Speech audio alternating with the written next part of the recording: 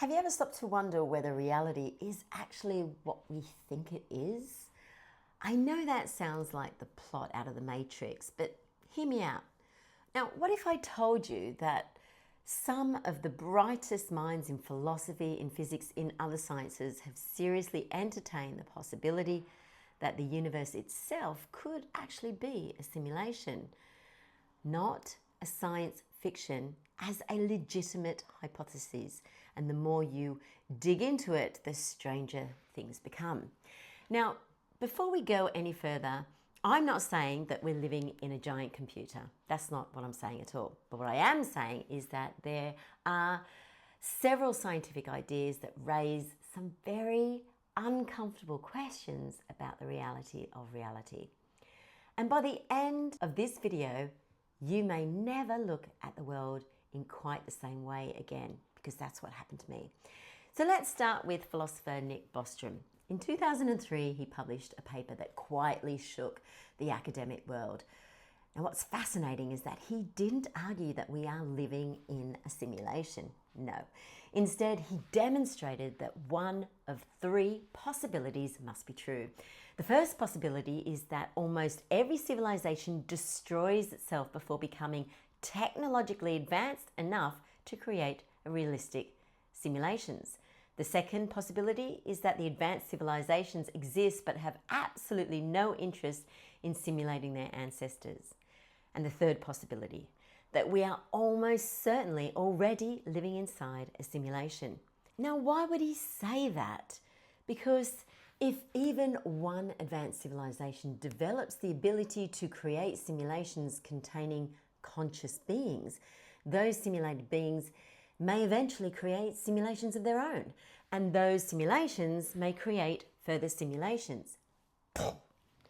I recently saw an interview with Elon Musk that got me even more curious. He talked about the fact that they always create simulations in his business, which led my mind down yet another merry path about consciousness.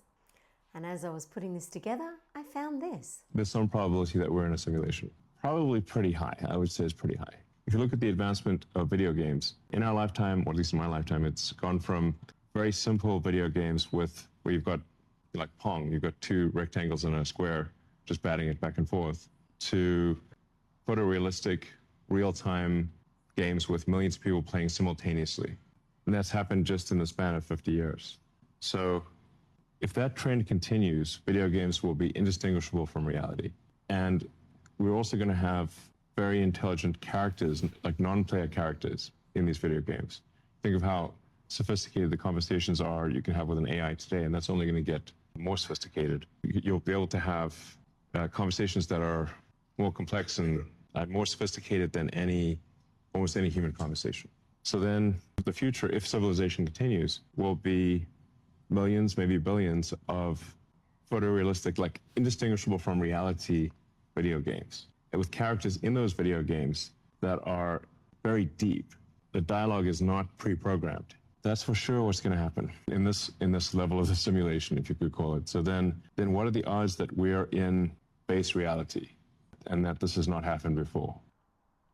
Very quickly, the number of simulated realities vastly outnumbers the original reality.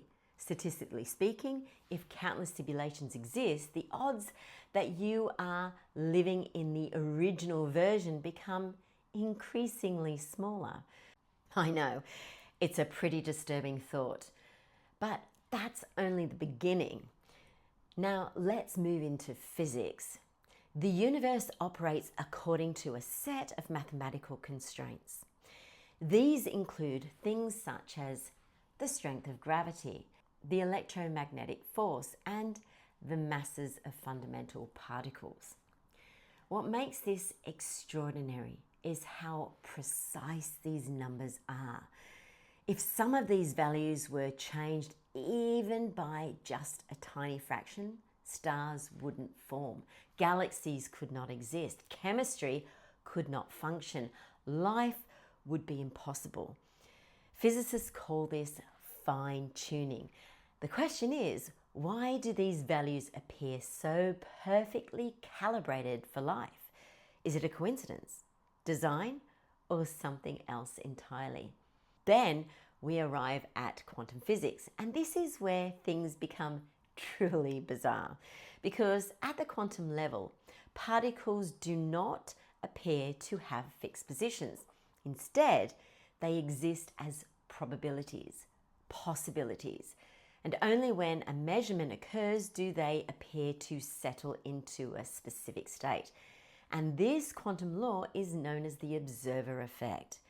Now, there are many interpretations of what this means, and naturally, scientists continue to debate about it. But some people have noticed something curious.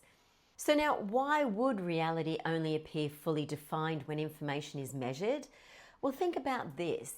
In computer graphics, game worlds are often rendered only when players approach them.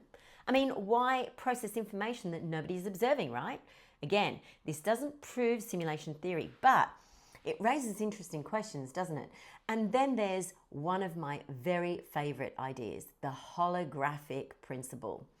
This concept emerged from attempts to understand black holes. What physicists discovered was nothing short of remarkable. The information describing a three-dimensional region of space may actually be encoded on a two-dimensional surface. In other words, the universe we experience in 3 dimensions may not be fundamentally three-dimensional at all. It may be more like a projection, a hologram.